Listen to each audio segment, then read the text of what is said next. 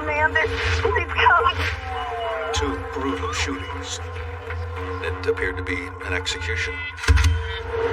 A loving family wrecked. How do you tell someone that their parents are dead? Cops have nowhere to turn. We were dealing with dangerous people.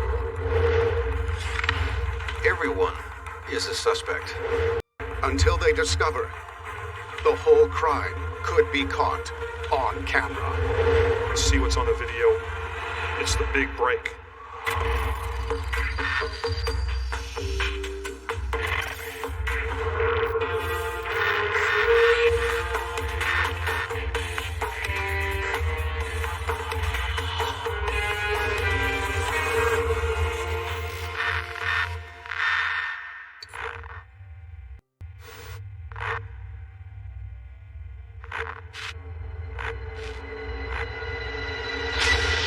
All's quiet in April Spencer's Pensacola, Florida home.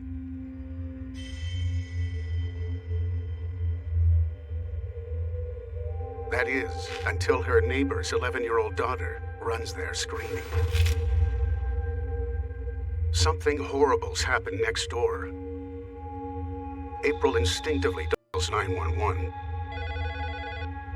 Sure, Department, what can I do for you at? I live next door and the daughter came over and said the mother and father have been shot. She was extremely fearful.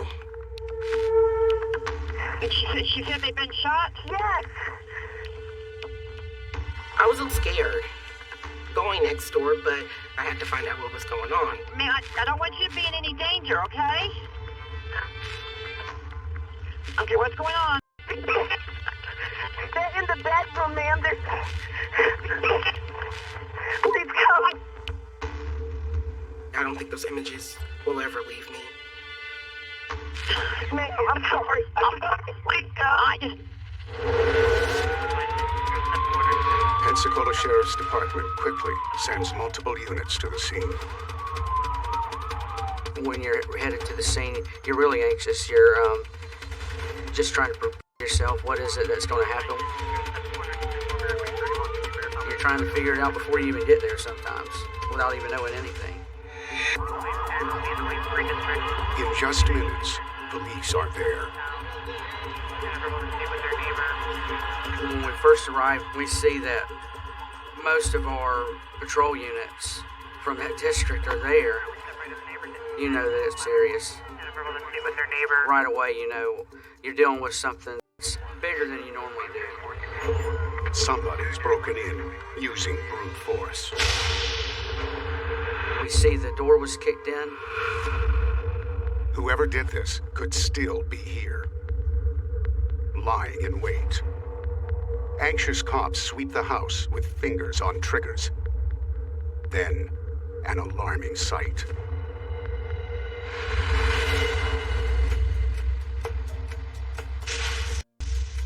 There were children spread throughout the home, and they were finding them in closets and underneath beds and in beds with covers over their heads. But what they find next only confirms their worst fears. We see some blood, and then we notice both of the victims in the bedroom. The kids' parents, Melanie and Bird Bud Billings, lay lifeless, savagely gunned down in their own home.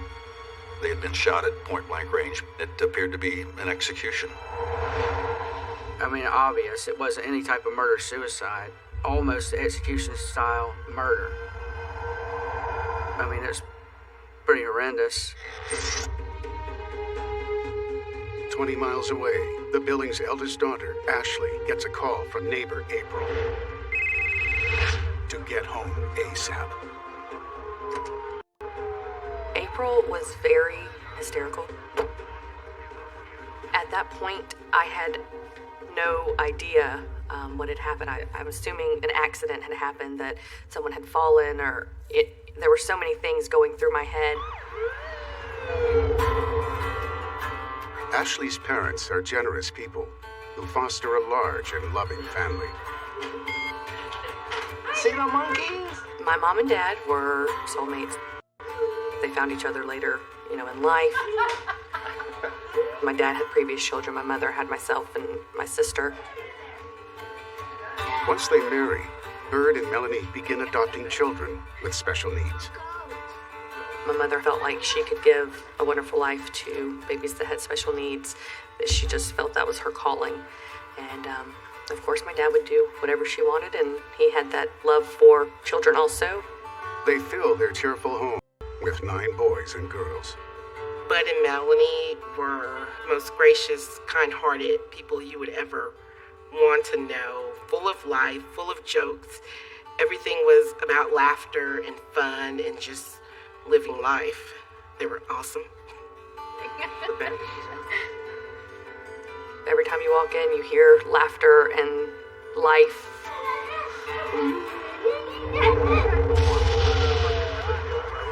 Just 25 minutes later, when she arrives at her parents' house turned crime scene, Ashley knows something is terribly wrong. A police officer stopped me. He grabbed me, and he said, "You can't go in there."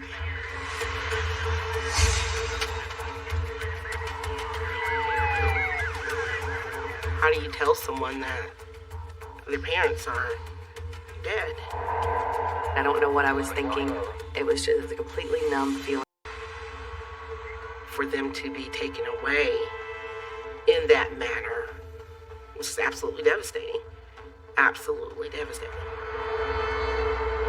The children take refuge in April's house next door. With the scene secure, forensics teams move in, desperate to find anything that could set investigators on a killer's trail. You have to move very quickly. Homicides, the first 72 hours are critical. Even the smallest clue could be vital.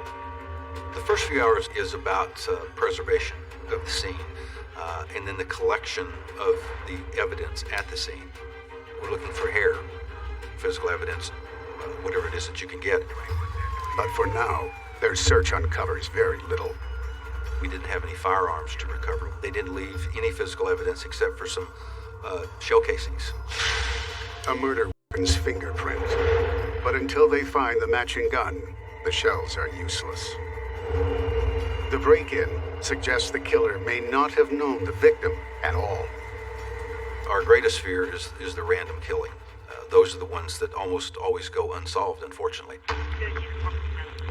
In the meantime, next door, investigators talk to the children about what they saw. Clearly traumatized, they may hold the key to finding their parents' killer or killers. Everybody okay? We went to make contact with the kids and see who we could talk to and might not be able to talk to. One of the children, 10-year-old Jake, was right by his parents' bedroom. The team needs to know what he saw, so they tread lightly. He was very, very shaken up. He had seen, everything. But Jake has severe Down syndrome and is so distressed that he struggles to answer even the gentlest questions about what he saw. It was just difficult knowing that they had seen this horrific type of stuff, and it was frustrating for us knowing that they couldn't help us solve it. What police do learn, one of the Billings kids is missing. 20-year-old Justin, who lives in a trailer on the property and has been in a long-standing feud with his dad. Everyone is a suspect that has any connection with a crime. Family members are suspect, known associates are suspect. Police want him to talk, and now.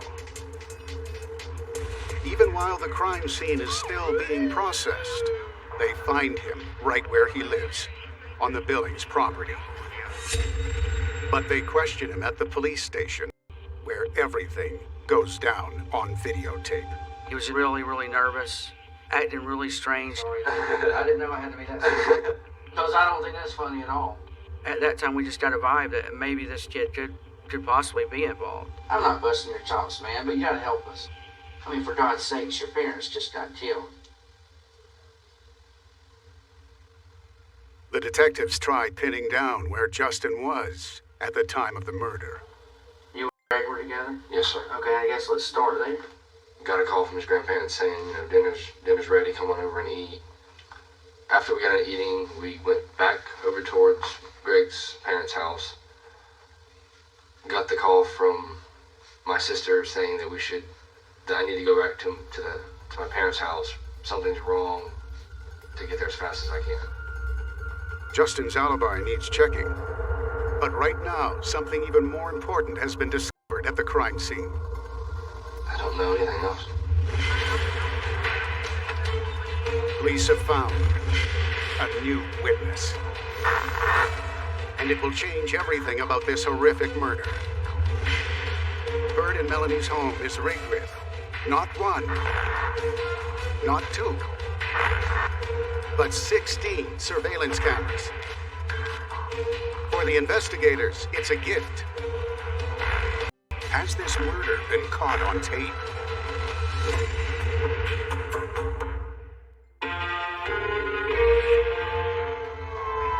The hunt for who killed parents Bird and Melanie Billings, as their 9 children hid, kicks into high gear when cops discover 16 unflinching witnesses. We see the cameras throughout the house. It was unusual for a house to have that much surveillance inside of it. Mr. Billings had put the video throughout the entire house because of all the kids that they had with the disabilities. If the cameras were rolling, the killings might be caught on tape. It was a very unsettling feeling knowing that it could have happened on camera.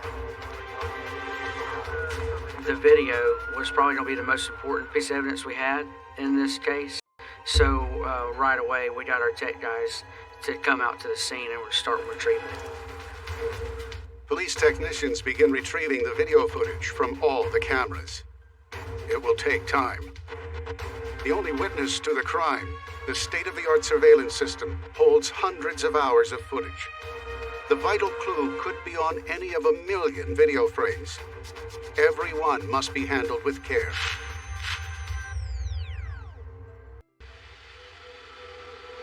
The well-being of 9 orphan children hangs in the balance, as their oldest sister knows all too well.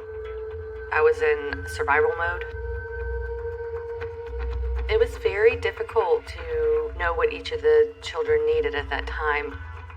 I felt like telling them everything was going to be okay. I couldn't do that because I wasn't sure myself at that time.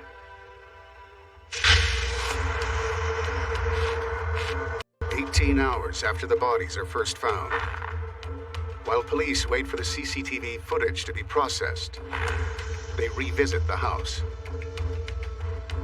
Despite Ashley's fragile emotional state, she's determined to lend an eye. She joins detectives to see if she can spot anything they might have missed. It was very, very difficult to get through that. You're always very cognizant of dealing with a family member and what their emotional reaction is going to be. And now we're going to take you actually into the murder scene.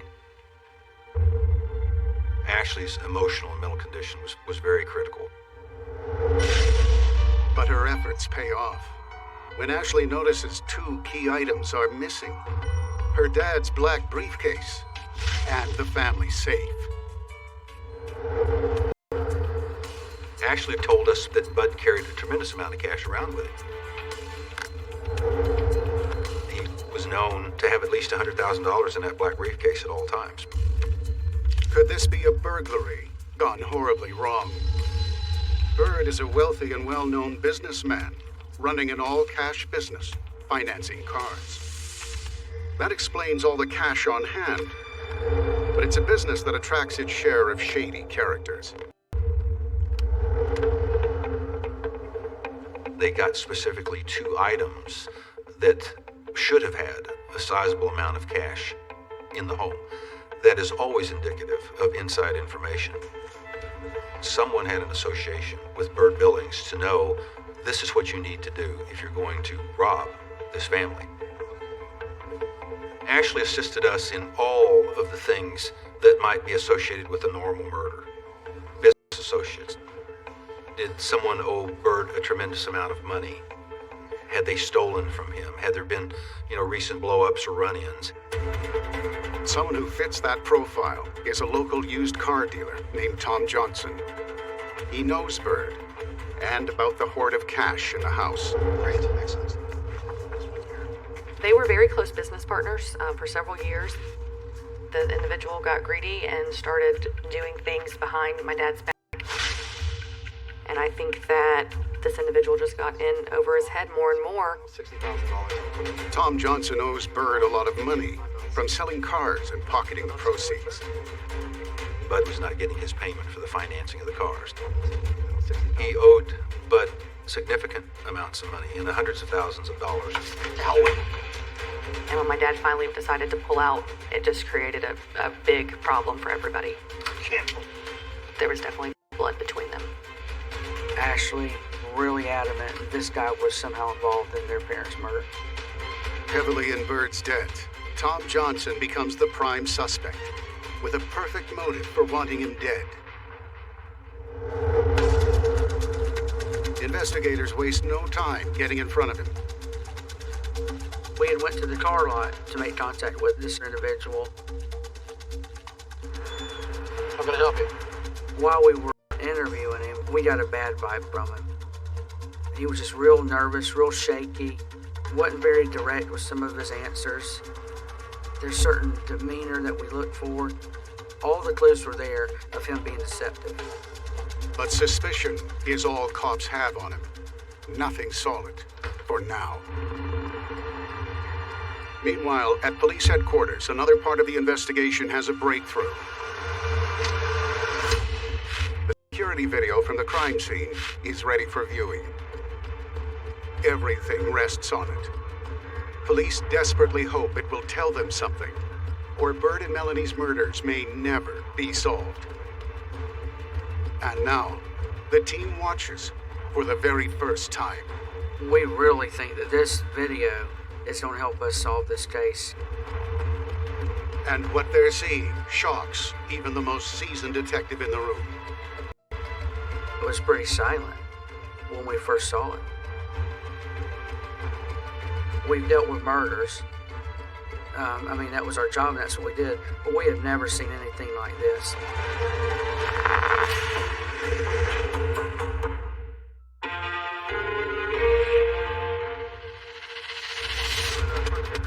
In Pensacola, Florida, police hunt the killers of Bird and Melanie Billings, kind-hearted parents of 9 adopted children. They get very lucky, recovering footage from 16 surveillance cameras around the house. Now the team watches it for the first time, unprepared for the shock of what they're about to witness.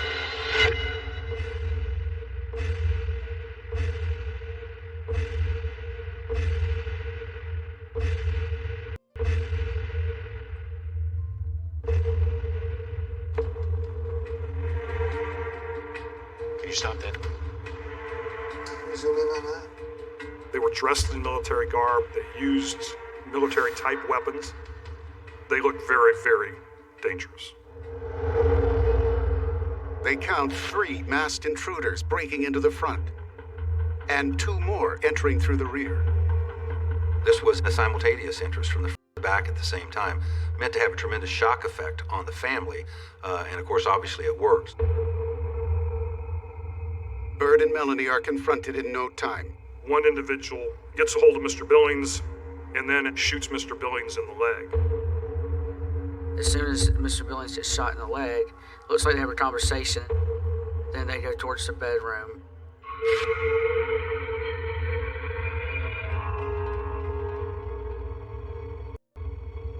That's when we lose video because they didn't have a camera inside the master bedroom. And that's where the couple are shot, at point-blank range. They're only in the house about 4 minutes, and 2 people are dead. I think it's best described as a man's worst fear. Your home's invaded, you can't protect your family, your wife, your children, and you're helpless. And I think deep to our core as men, that's who we are and that's what we're about. The murder may be off camera, but the video is more than enough to jumpstart the investigation.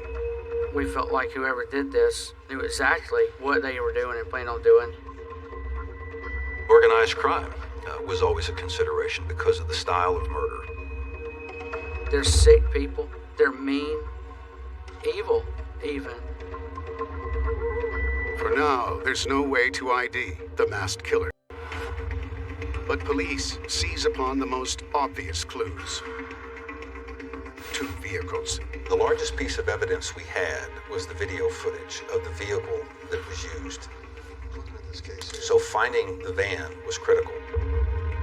We also caught a video image of a Gold Explorer, which was the vehicle that had dropped these 2 additional males off.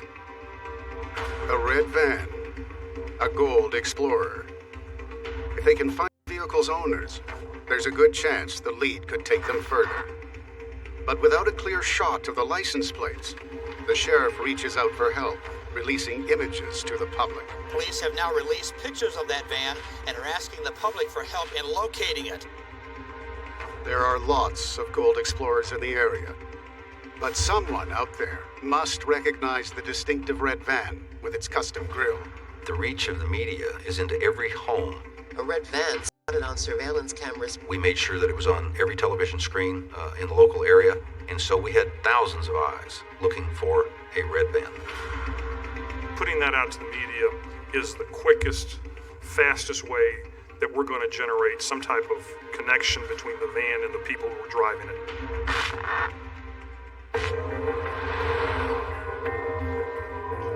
Patiently waiting for that one phone call, that critical link, is the most excruciating time for any cop. We've got the red van out there. You're wanting the phone to ring. You're wanting that next lead to come in. Extremely frustrating to have to watch the clock tick with no additional lead. They're a danger to the community because you don't know where they're going to strike next. The family was very frightened, and rightfully so. They didn't know if they might be next targets. They were scared. They were scared to death. We feared for our lives and for the safety and the lives of the kids. As long as those killers are on the loose and that red van on the roll, the whole family's endangered.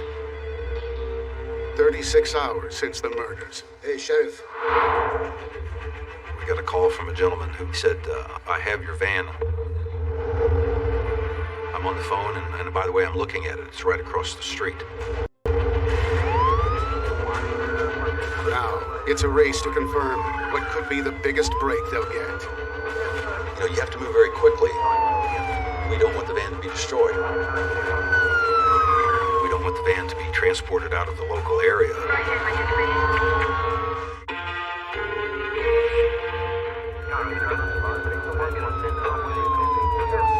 Pensacola Sheriff's investigators catch a huge break in their search for the ominous red van that carried a team of assassins to Bird and Melanie Billings' house. When police reach the trailer park where it has been sighted, the van is still there. We did not know what to expect upon finding the van who might be in the home. It's parked next to the home of an elderly man named Patrick Gonzalez. We began to talk with Gonzalez.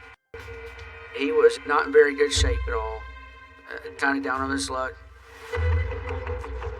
Something's not right. The more they look at Gonzalez, the less he matches any of the suspects caught on camera.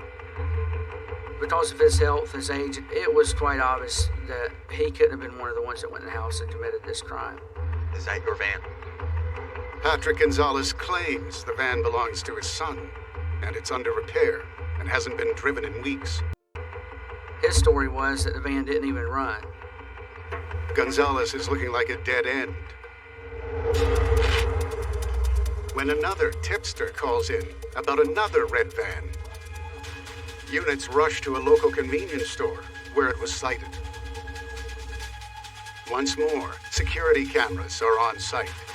They said, we have a video of this red van, we believe, that shows the occupants, and it was from only a few days before. The surveillance video gives police a clear shot of the driver. Someone who looks familiar. It's the old man, Patrick Gonzalez. He's got some explaining to do. And he'll do it on camera. We presented him with the video evidence. Here is this van with your image at this particular convenience store. Would you like to now tell us the truth? And that's when fear became evident in him. To the team's surprise, their promise of limited immunity gets Gonzalez to open up. And what he tells investigators doesn't disappoint. You pull in the driveway, what happens? Everybody jumps in, doors kicking open. Freeze on the ground. And that's all I thought it was. We get down in the yard, doors open up, and everything's going fine. And then all of a sudden, and I'm hoping they're just shooting in the ceiling or some kind of trying to scare the hell out of somebody. Gonzalez insists he was just the getaway driver, and that he never went inside the house. And then he fingers two accomplices. Wayne was there. Patrick was there. The names that he gave again were his son, Patrick Gonzalez Jr., and Wayne Coldiron. Coldiron and Gonzalez Jr. There's more. Gonzalez Sr. tells police his son Patrick Jr. has actually been inside the Billings house on a construction job.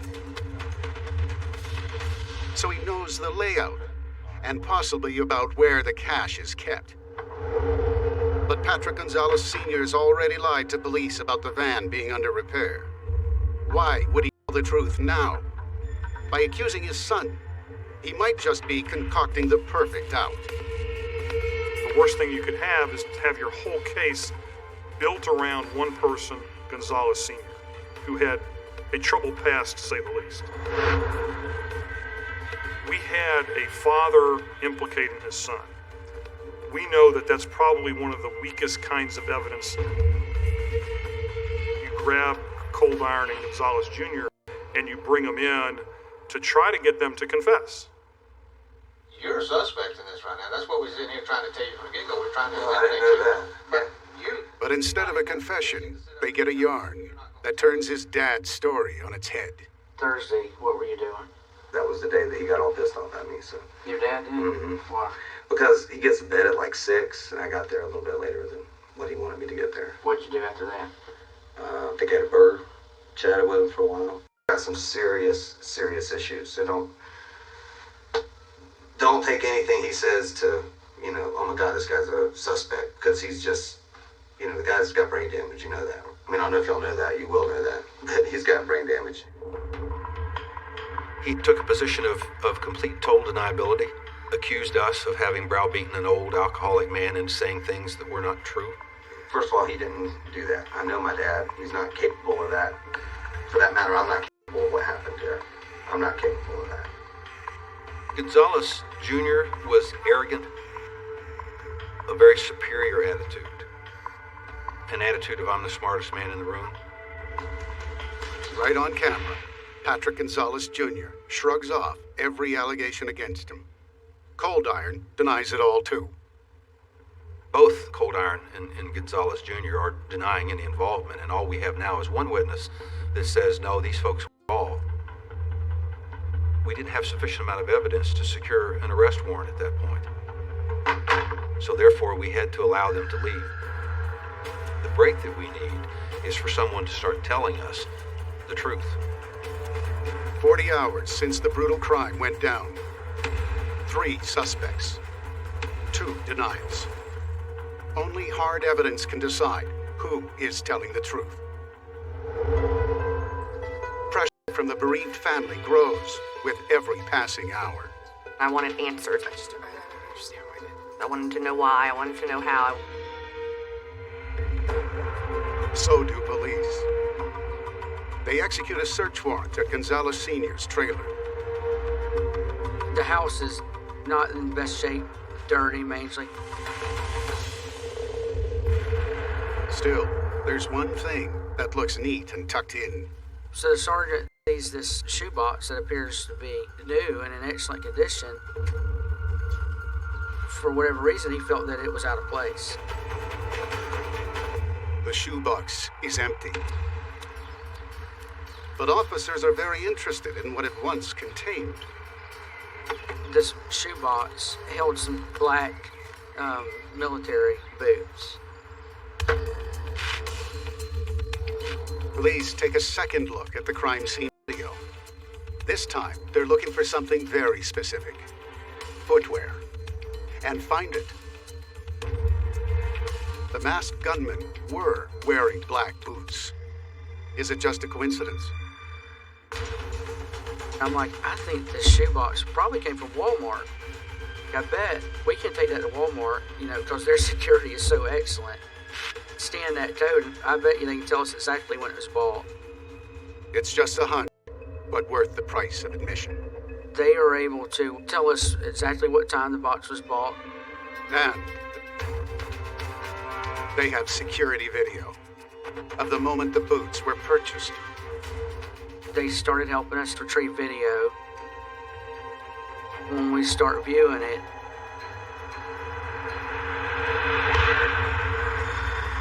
we see Patrick Gonzalez purchase the boots. That's him. Who is he with? The store has the parking lot covered with video as well. In the parking lot, we see him Ford Explorer, and we're like, wait just a second. A gold Explorer. Is it the one they're looking for? It gets even better. Rewinding the store footage, investigators spot Gonzalez Jr. talking to two men who arrived at the store in a gold Explorer. It's just like the one seen at the Billings compound. The time, just 4 hours before the Billings were shot. They basically leave together with a gold Explorer and Patrick Gonzalez in his car. We start getting excited. We feel like we're onto something, and we may be starting to put this thing together. It's the first piece of hard evidence linking Gonzalez Jr. to the murders. He's now tied to both vehicles at the murder scene. But with 5 intruders and 2 drivers in the security footage, and only 3 suspects, police still have armed and dangerous to-dos to check off their list. The noose was tightening on these folks. We've got numbers of individuals in the house. Video surveillance of the gold Ford Explorer now. But we still do not have a complete picture.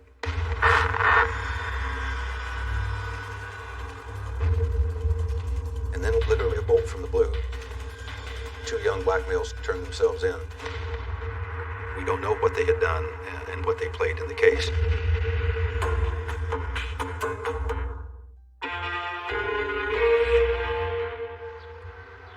While 9 grieving children lay their parents to rest, investigators get a break that might just wrap their killer's roundup. 2 young men claim to have information about Bird and Melanie Billings' murder. Rakeem Florence is a juvenile.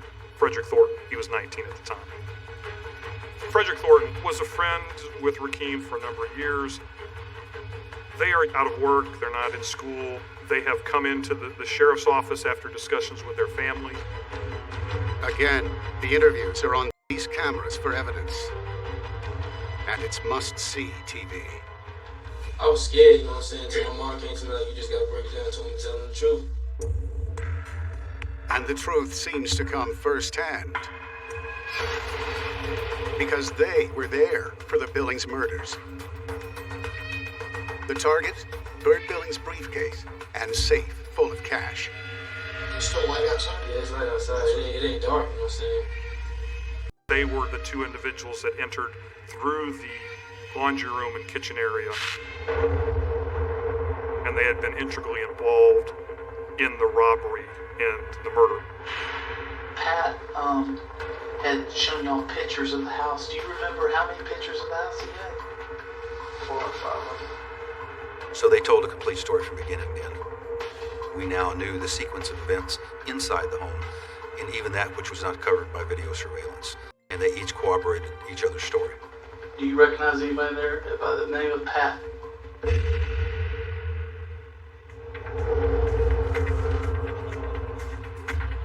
Frederick and Rakeen are working for Patrick Gonzalez Jr.'s friend at an auto shop when he recruits them. Florence and Thornton both describe Patrick Gonzalez Jr. as being the mastermind, the boss, the leader. You work for him or with him on this deal, this robbery. Gonzalez Jr. knows about a house with lots of cash, and he knows where it's kept. He promises each a share of the spoils. You said, as I recall, that you were going to get like 100,000. There was supposed to be like $13 million, right? Where did he say this money was going to be kept at? He said it was a vault house. A vault? Patrick Gonzalez Jr. talks about robbing a person in Pensacola. He says that this man has millions of dollars and that they can rob this guy and make a lot of money. So now this mosaic starts to take a form, and a picture begins to form. Investigators hear that Gonzalez Jr. meticulously plans every aspect of the break-in with military precision. They trained together for 30 days. Patrick was a former National Guardsman, had a little bit of infantry knowledge. They also practiced at Gonzalez Sr.'s house on how to enter a back door and a front door at the same time. Let's go. In, side door, front door. And the entry into the Billings home was just that, within seconds. Try it again. On July 9th, the gang locks and loads, ready for action. The military arsenal is bone-chilling. They got guns? Yeah. Who had guns? Everybody. Guns that match the shell casings found at the scene. So they're all armed and ready to go.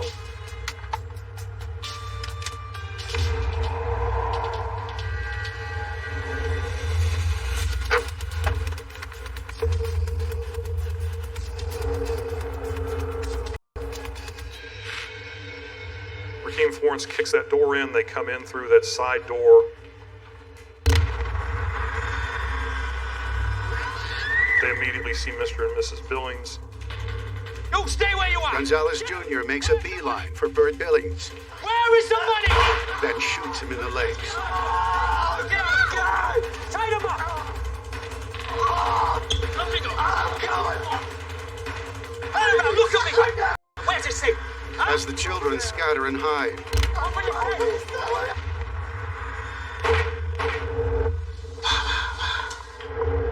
Gonzalez executes their parents.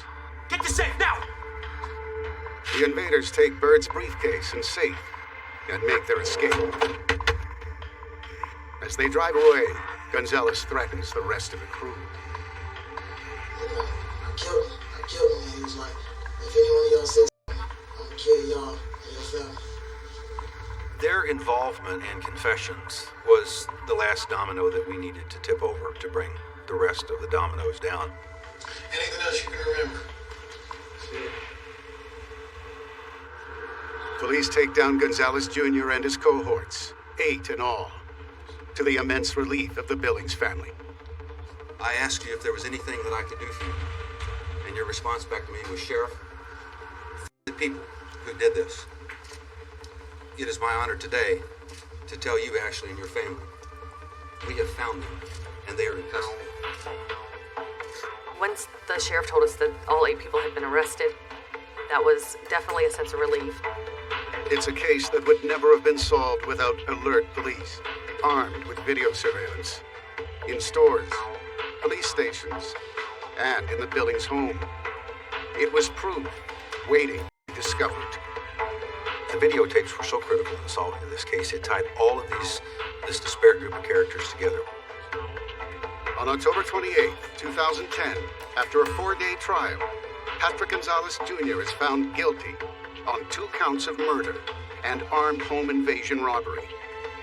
A majority of the jury, by a vote of 10-2, advise and recommend to the court that it impose the death penalty upon Leonard Patrick Gonzalez Jr.